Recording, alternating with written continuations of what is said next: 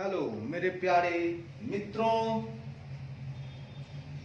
वो जब तक हमें हराएगा वो कब तक हमें हराएगा। बांध लिया है अपने हाथों में अपनी किस्मत, खुद बदलूंगा अपनी किस्मत। खुद में नई जोत जगाकर नई ऊर्जाओं के साथ लड़ूंगा। मैं चलूंगा, नहीं थकूंगा, नहीं थकूंगा। मुझे खुद को जिताना है, मुझे खुद को जिताना है। कोई हमें कब तक दुत्कारता है? जब तक हम खुद को नहीं समझते। अगर हम अपने आप में ज्वलन बन जाए, अग्नि बन जाए, तो सामने वाला भस्म हो जाएगा। कोई मुझे ना जलाए, मैं अग्नि हूं। मुझे अग्नि बनना होगा, हमें जलाना होगा, भस्म करना होगा। तो आइए मित्रों, इसी ऊर्जा के साथ हमने कल पढ़ा था, क्या पढ़ा था कि ऑडिट रिपोर्ट जो तैयार किया जाता है ऑडिटर के द्वारा, उसमें कितने सारे पैराग्राफ होते हैं। तो पूरे पैराग्राफ होते हैं 13, बोले तो 13 पैराग्राफ होते हैं। 13 पैराग्राफ में सबसे पहला होता है मेरे मित्र title. Title title title title title बोले तो टाइटल्स। उसमें लिखा था है इंडिपेंडेंट ऑडिटर्स रिपोर्ट। सही बात है, यह एक कैसा रिपोर्ट है? एकदम स्वतंत्र, इंडिपेंडेंट। मैं किसी पे भी आश्रित होकर काम नहीं कर रहा हूं, बिल्कुल मेरा खुद का है, जेन्युइन रिपोर्ट है। इंडिपेंडेंट ऑडिटर्स रिपोर्ट किसके लिए बनाया जाता है? उसमें एड्रेस ही दूसरे नंबर में रहता है। तीसरा हम देते हैं ओपिनियन। ऑडिटर्स ओपिनियन देते हैं। ओपिनियन का बेस क्या है? चौथा नंबर बेस इज ओपिनियन सॉरी। 5वां नंबर में रिस्पॉन्सिबिलिटी की बात आती है। छठा रिस्पॉन्सिबिलिटी, 7वां रिस्पॉन्सिबिलिटी, 5वां रिस्पॉन्सिबिलिटी है बनाना फाइनेंशियल स्टेटमेंट को। सॉरी गलती हुई उससे। 5वां का मतलब था गोइंग कंसर्न। 5वां होता है गोइंग कंसर्न। छठा होता है की ऑडिट मैटर्स, यानी रिस्पॉन्सिबिलिटी की बातें 7 में 8 में होती हैं। थोड़ी सी मिस्टेक्स हो जाती हैं। आइए फिर से नई ऊर्जा के साथ। 5वां का मतलब होता है गोइंग, ठीक है। 5वां मतलब है गोइंग कंसर्न, मतलब हमारा व्यापार, जिस एंटिटी का मैं ऑडिट कर रहा हूं, क्या उसका व्यापार गोइंग कंसर्न की हालात में है? उसमें किसी तरह की बातें हैं तो मैं यहां लिख दूंगा 5वें नंबर पर गोइंग कंसर्न में। छठा मतलब होता है की ऑडिट मैटर्स, कुछ भी ऐसी बातें जो यूजर्स को, इंटेंडेड यूजर्स को बताना जरूरी है, वो आ जाता है आपका 6 नंबर में की ऑडिट मैटर। अब शुरू होता है रिस्पॉन्सिबिलिटी फिनेंशियल स्टेटमेंट के लिए। मैनेजमेंट की responsibility for the financial statement क्या होना चाहिए? 8वां नंबर में ऑडिटर की रिस्पॉन्सिबिलिटी है for the audit of financial statement. और 7वें के बाद 9वां में है location of the description of the auditor responsibility. Auditor responsibility, location of the description of the auditor responsibility. Auditor responsibility मतलब location of the description of the auditors responsibility. Auditors responsibility की जो डिस्क्रिप्शंस हैं, जो बातें हैं, उनका location क्या है, कौन से लोकेशन से काम हो रहा है, जरा लोकेशन भी तो जान ले भाई। 10वें नंबर में आ जाता है आपका अदर रिपोर्टिंग रिस्पॉन्सिबिलिटी, यानी कि 7, 8, 9, 10 ये सारी रिस्पॉन्सिबिलिटी को लेकर है। 7, 8, 9, 10 रिस्पॉन्सिबिलिटी, 7, 8, 9, 10 रिस्पॉन्सिबिलिटी भैया, 7, 8, 9, 10 रिस्पॉन्सिबिलिटी, 7, 8, 9, 10 रिस्पॉन्सिबिलिटी। मतलब 7 बोले तो responsibility of the financial statement, मतलब responsibility for the financial statement.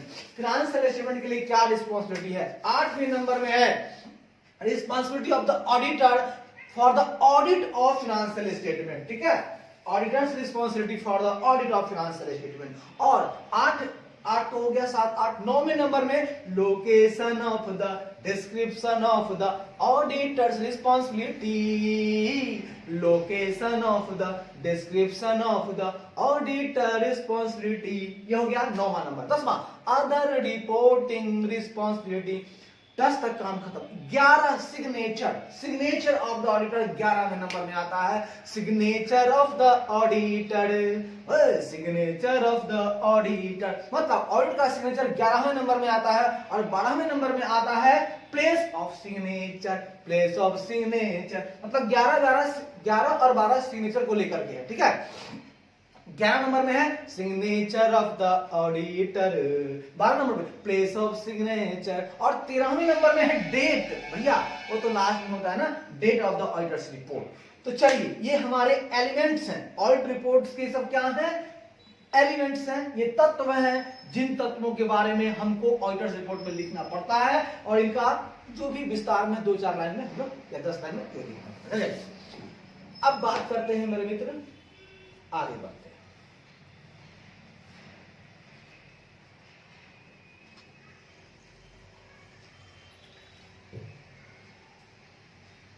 आप देखिए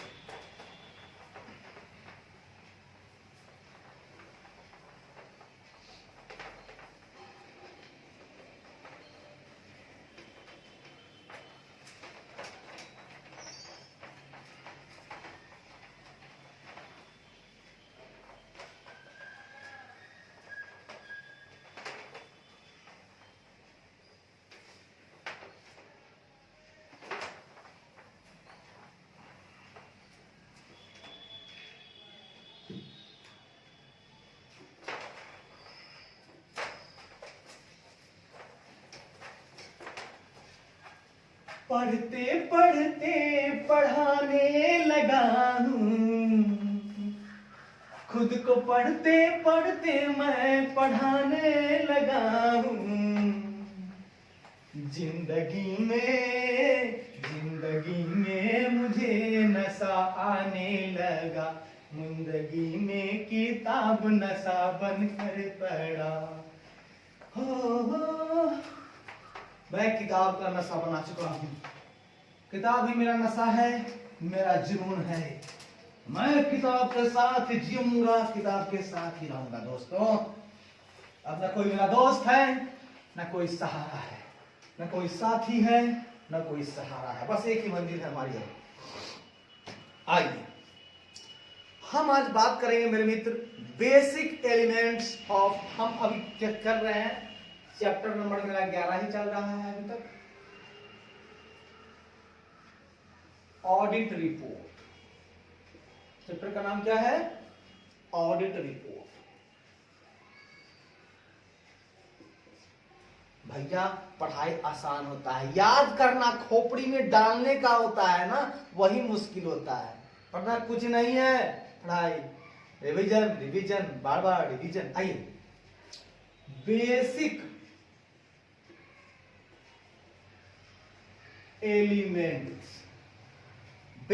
elements of an audit report. मेरे मित्र आज हम चर्चा करेंगे basic element of audit report, जो कि पहले हम लोग जान लिए हैं। अब 1 बाय 1 इसका हम लोग इसको 1 बाय 1 हम लोग समझेंगे। ओके, हम लोग 1 बाय 1 इसको समझते हैं। आइए सबसे पहला आपको मैंने बताया था टाइटल। क्या बताया था दोस्तों, हमने पहला बताया था टाइटल। अब टाइटल में क्या आता है जरा सा इसको भी जान लेते हैं। देखिए मेरे बच्चों, मेरे मित्रों, मेरे भाइयों, टाइटल में क्या आता है, तो ऑडिटर्स का जो रिपोर्ट होता है ना, उसमें एक टाइटल होता है। ठीक है, टाइटल कहां होता है, टाइटल्स कहां होता है, इन ऑडिटर्स रिपोर्ट। कहां होता है, इन ऑडिटर्स रिपोर्ट। बिल्कुल सही बात है। ऑडिटर्स रिपोर्ट में एक टाइटल नाम का पैराग्राफ दिया रहता है। वो पैराग्राफ क्या इंडिकेट करता है, ऑडिटर्स रिपोर्ट ना इंडिकेट करता है, मतलब सूचित करता है। क्या सूचित करता है भैया, तो टाइटल सूचित करता है, क्या इंडिकेट करता है, report of an independent auditors. Title में क्या लिखा रहता है, क्या लिखा जाता है साहब? रिपोर्ट ऑफ एन इंडिपेंडेंट, या आप लिख सकते हैं इंडिपेंडेंट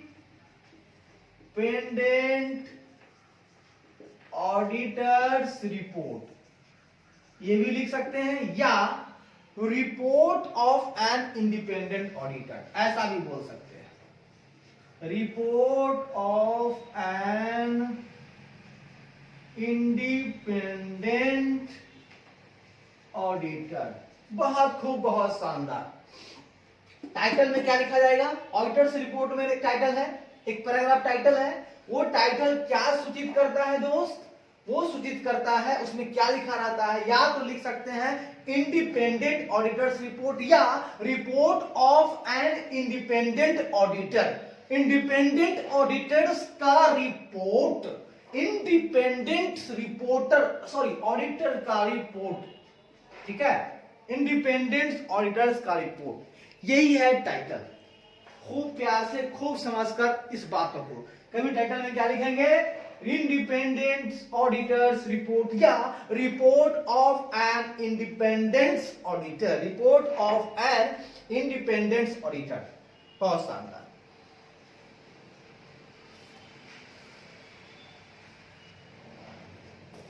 अब हम एग्जाम्पल देते हैं इसका, ठीक है,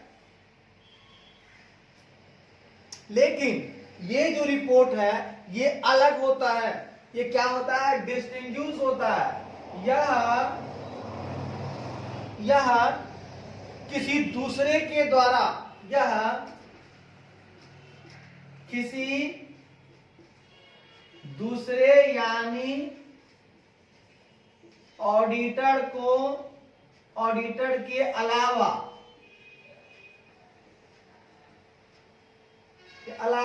कोई भी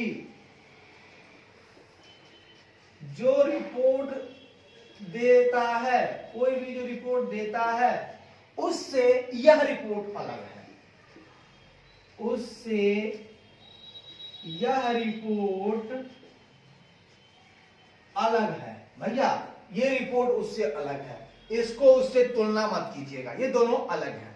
ऑडिटर्स अलग चीजें होती हैं और दूसरा कोई भी रिपोर्ट हो वो अलग है। जैसे बोर्ड रिपोर्ट अलग है, उसका इसका कोई वास्ता नहीं है। चल अब हम आएंगे मेरे मित्र सेकेंड नंबर में।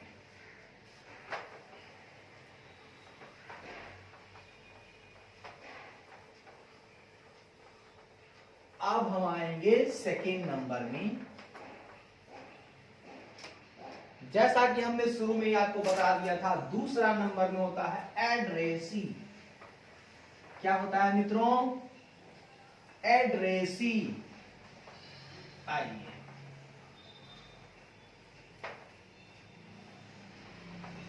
दूसरे नंबर में होता है मेरे प्यारे मित्रों एड्रेसी, ADD एड्रेसी। चलिए अब किसके नाम है भैया? किसके नाम आप बनाना चाहते हो? तो लिखता है auditor's report shall be addressed as appropriate based on the circumstances of the engagement. Auditor's का जो एंगेजमेंट होता है, बात समझिएगा, जब किसी ड्यूटी के साथ वो काम करने के लिए तैयार होता है तो दोनों के बीच एंगेजमेंट होता है। मतलब ऑडिटर और एंटिटी के बीच क्या होता है? एंगेजमेंट। एंगेजमेंट मतलब शादी नहीं समझिएगा, एंगेजमेंट मतलब आपस में जुड़ाव होता है। ये काम करेगा, ये करवाएगा, ये क्या करेगा? ऑडिट करेगा और ये कहेगा हम ऑडिट करवाएंगे, ऑडिट करवाएगा, ठीक है। मतलब एंटिटी का ऑडिट करवाएगा कौन? मैनेजमेंट करवाएगा, लेकिन एंटिटी का ऑडिट ऑडिटर ऑडिट करेगा, एंटिटी इसका ऑडिट करेगा, इसकी ऑडिट होगी, ऐसा लिख दीजिए, इसकी ऑडिट होगी और मैनेजमेंट करवाएगा। अच्छी बात है, मैनेजमेंट दोनों में एंगेजमेंट हो गया। अब एंगेजमेंट में कैसी परिस्थितियां हैं, ठीक है, लॉ है ना, तो इंगेजमेंट की परिस्थितियों के हिसाब से कैसी परिस्थिति है उसके हिसाब से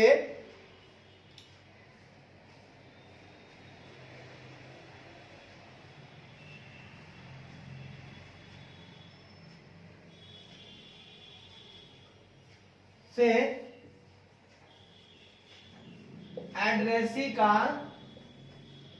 चयन होगा। कैसी परिस्थितियों में एंगेजमेंट हुई है, किनके साथ हुई है, उसके हिसाब से एड्रेसी को ढूंढा जाएगा, वो एड्रेसी बनेगा, एड्रेसी। ठीक है, अब सुनिए, ये तो पहला पॉइंट हो गया। दूसरा कहता है कि आपका कानून, लॉ, आपका रेगुलेशन, लॉ रेगुलेशन मतलब LR और द टर्म, ये तीन चीज याद रखेगा, है ना, TRL, RLT। ठीक है, क्या याद सकते हैं इसको आगे करने के लिए,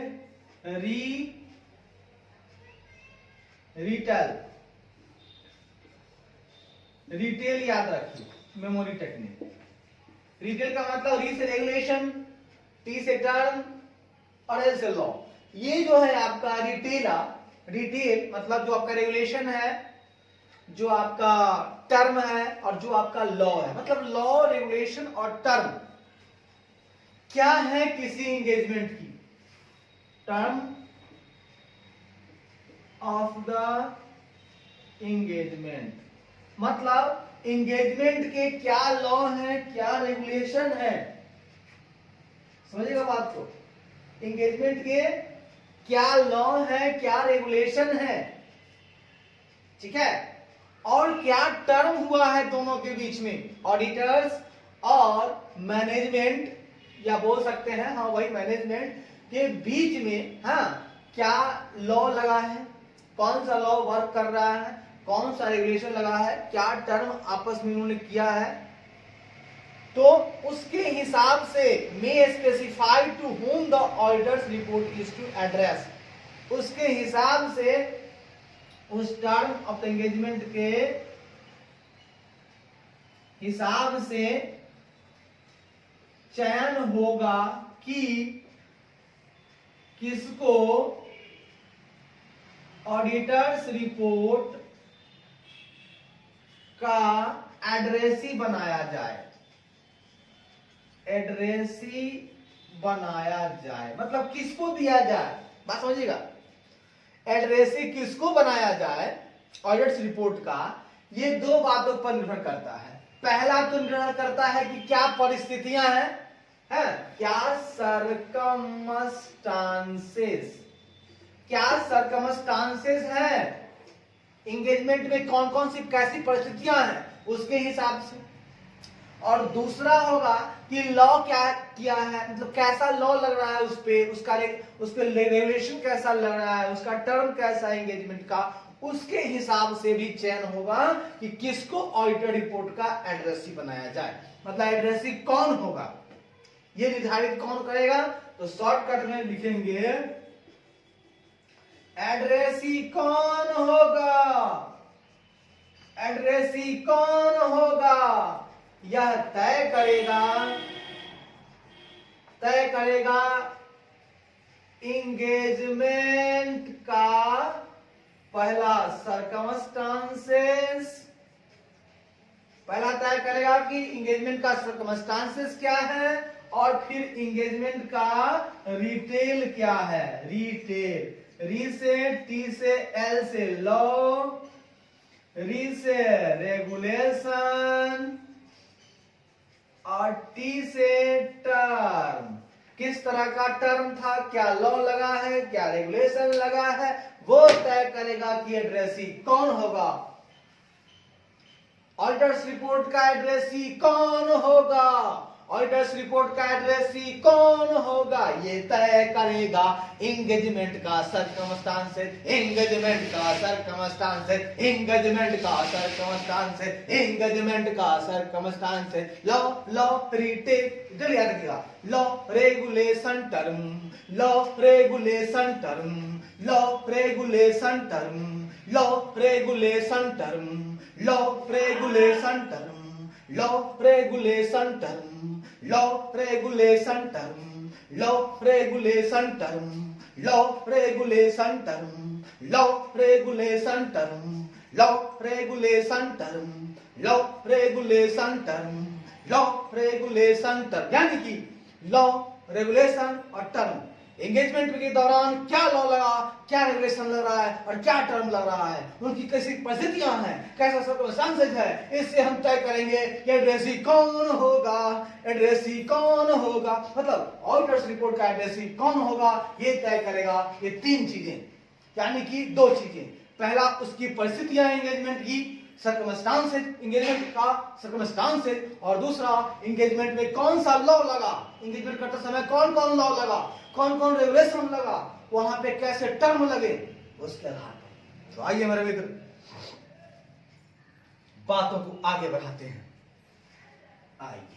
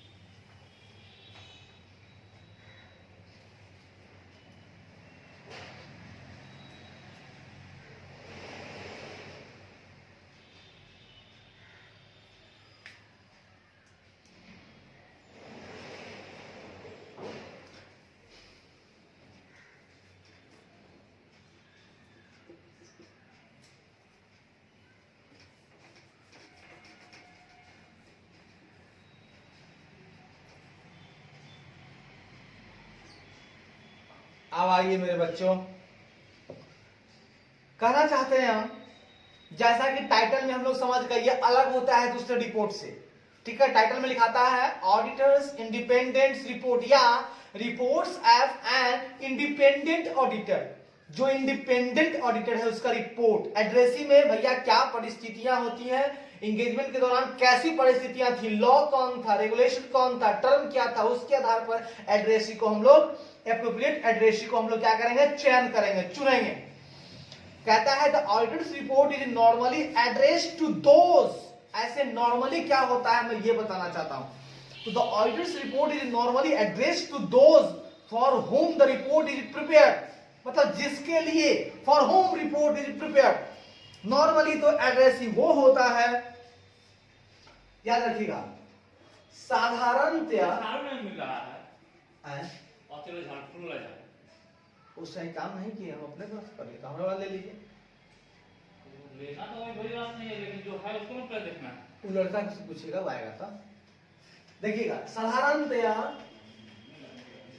साधारणतया, साधारणतया ऑडिटर्स रिपोर्ट का एड्रेस ही वह होता है दो जिसके लिए रिपोर्ट बनाया जाता है। साधारणतया,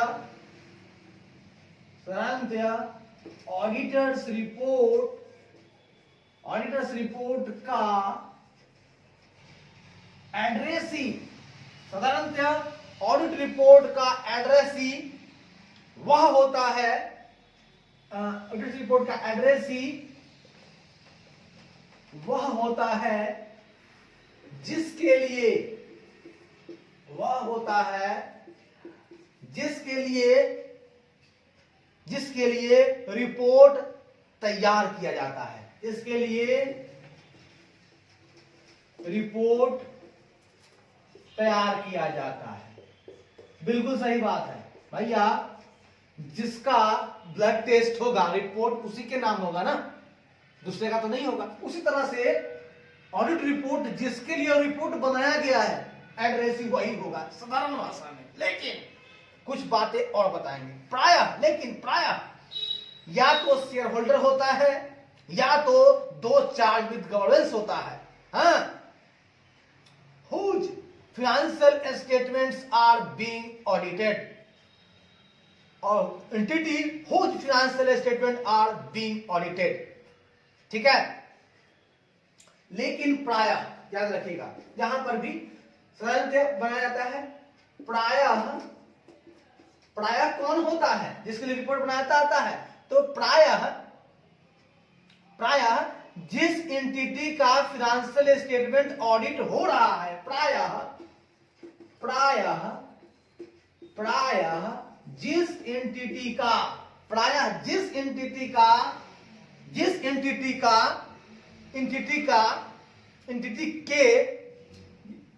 के फाइनेंशियल स्टेटमेंट का ऑडिट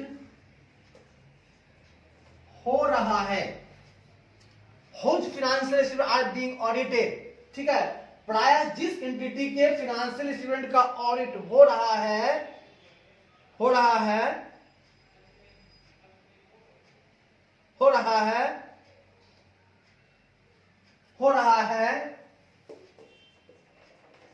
उसका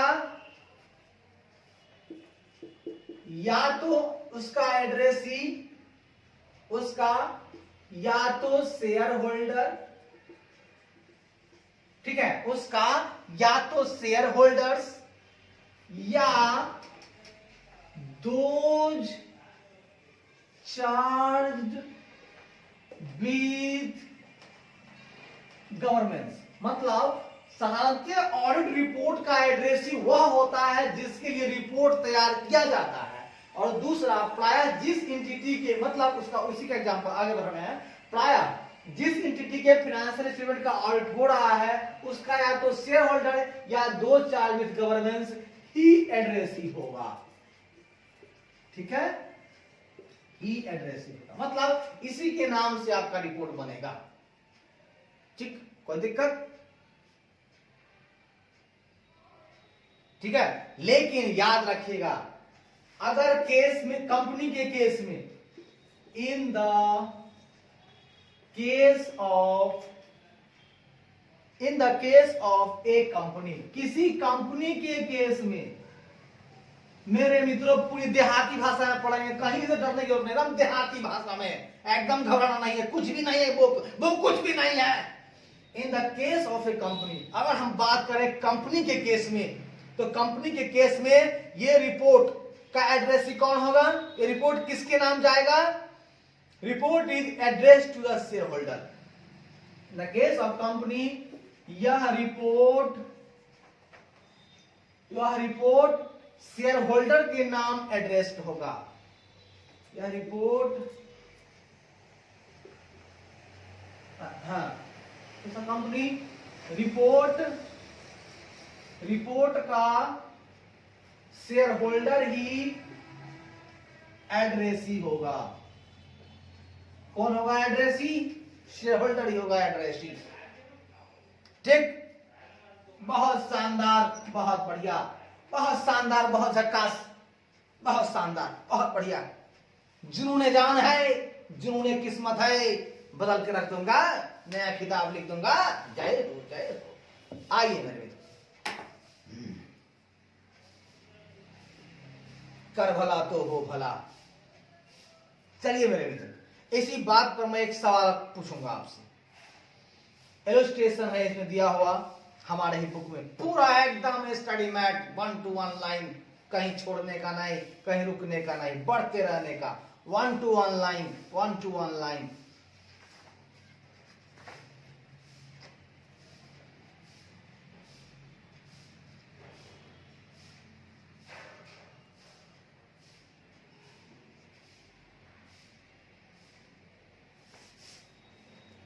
क्वेश्चन है मेरे मित्र, एक सेकेंड,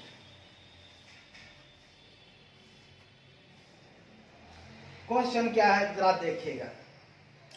क्वेश्चन कहता है मेरे बच्चे, मेरे मित्र, मेरे भाई, Messrs Smart and Associates are the statutory auditors of Hot Mills Limited for the financial year 2020-21।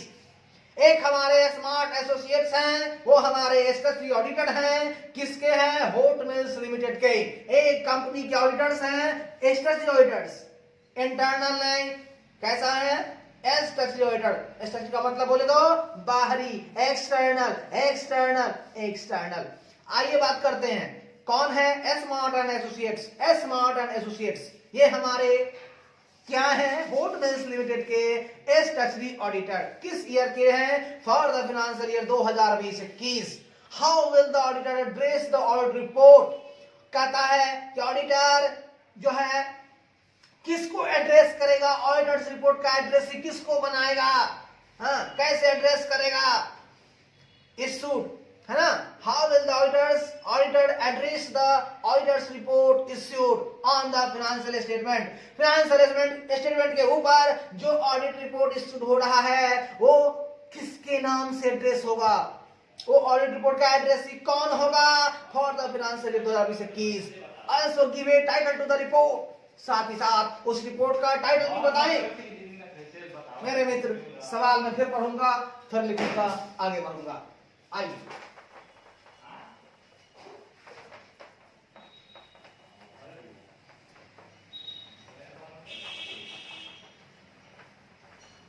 एक तूफान है, एक हलचल है, थमने का नहीं, थमने का नहीं। ये तूफान थमेगा नहीं जब तक आंधियां लेकर नहीं आएगा।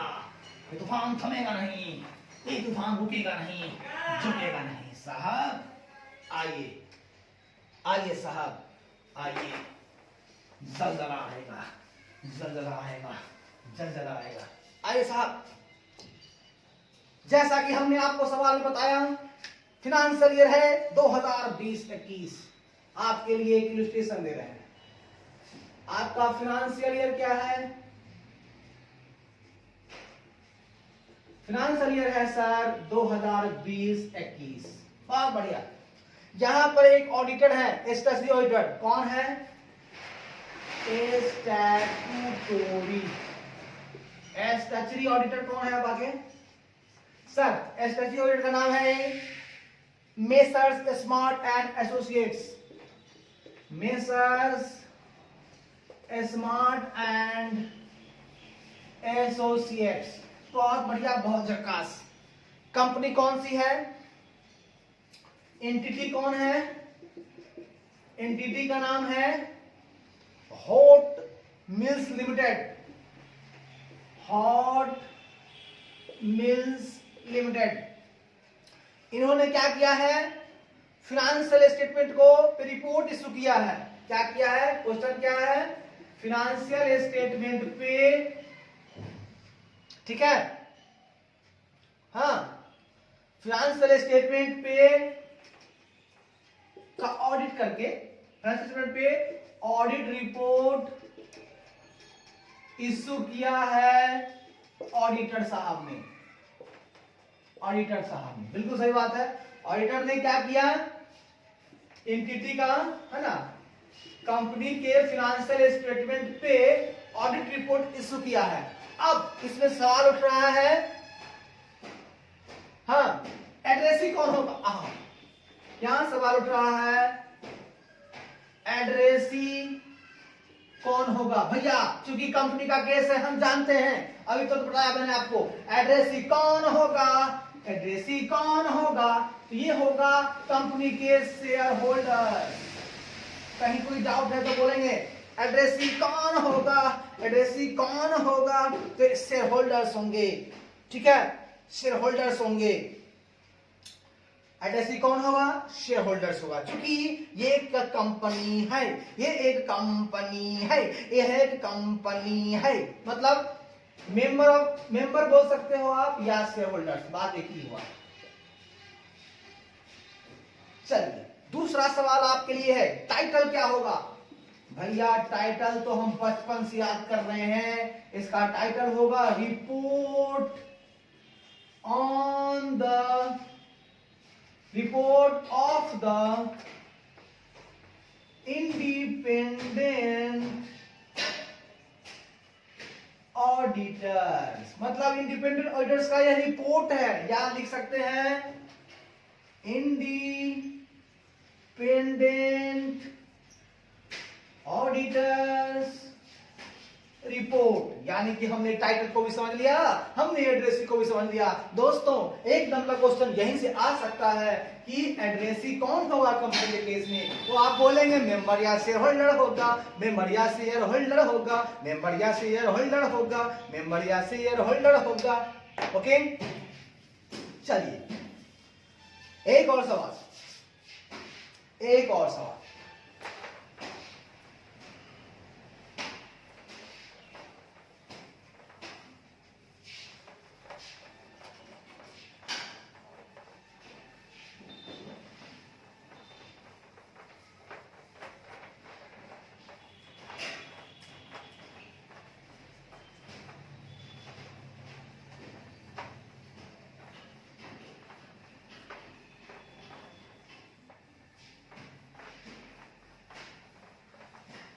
मित्रों एक और सवाल।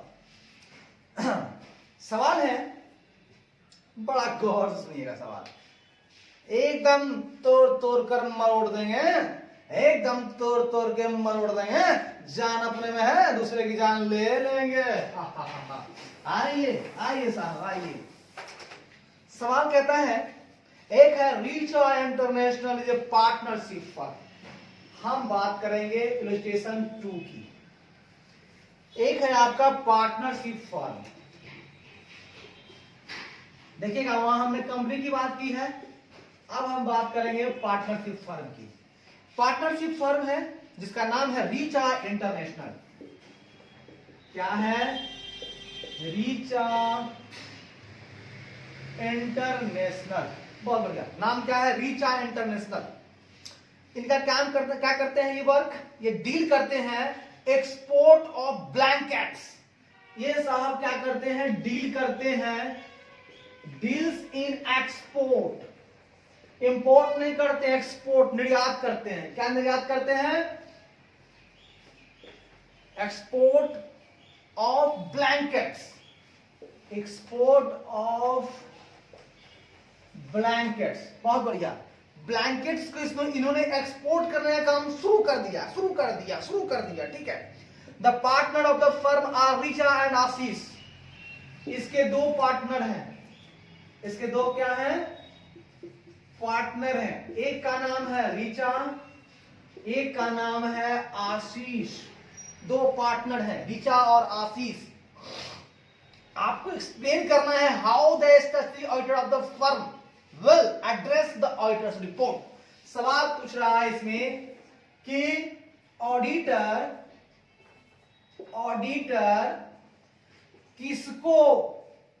किसको प्यार करूं, किसको एड्रेसी बनाएगा? ऑडिटर्स किसको एड्रेसी बनाएगा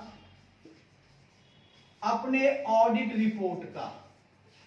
भैया अपने ऑडिट रिपोर्ट का एड्रेसी किसको बनाएगा? ठीक है, एड्रेसी किसको बनाएगा? जरा सुनिएगा तो। हमने एक बात आपको बताई है, लॉ एंगेजमेंट की जो परिस्थितियां होंगी उसके हिसाब से। तो कंपनी या तो शेयर होल्डर या टीसीडब्ल्यूजी। तो मेरा यह कहना है कि जो रीचा इंटरनेशनल है, ठीक है ना, उसमें रीचा नाम क्या है? रीचा हमको लगता है रीचा और आशीष दो पार्टनर हैं, लेकिन नाम तो रीचा का आ रहा है। मतलब सब कुछ रीचा कर रही है क्या? मतलब कहने का मतलब कि इसमें दोनों का हक है। अब ये पार्टनर का केस है, यहां पे मेंबर कहां से आएगा? तो यहां पर शेयर होल्डर नहीं है, यहां दो पार्टनर है, इसलिए एड्रेसी कौन होगा? एड्रेसी कौन होगा? तो पार्टनर ऑफ रीचा इंटरनेशनल होगा। कौन होगा? To the partners of Richa international. क्योंकि यहाँ कोई मेंबर नहीं है, बस दो पार्टनर है, यही बस दो पार्टनर है, तो ये दोनों पार्टनर क्या हो जाएंगे, ये दोनों पार्टनर एड्रेसी हो जाएंगे to the partner of the Richa international. बहुत बढ़िया। और जो वो जो बताया मैंने टाइटल, तो टाइटल एकदम सेम वही होगा। टाइटल क्या होगा, independent auditors report. Independent excuse me, क्या रे एक्सक्यूज मी, एक मिनट दोस्त,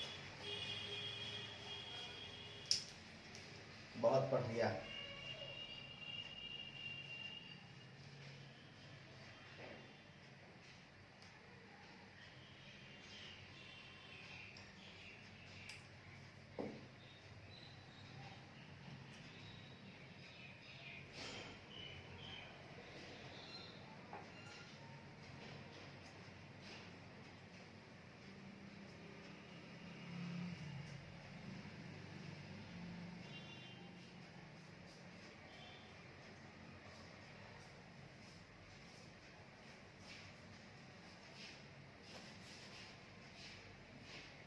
मेरे दोस्तों, भय वो बीज है जो आपको कभी पनपने नहीं देगा।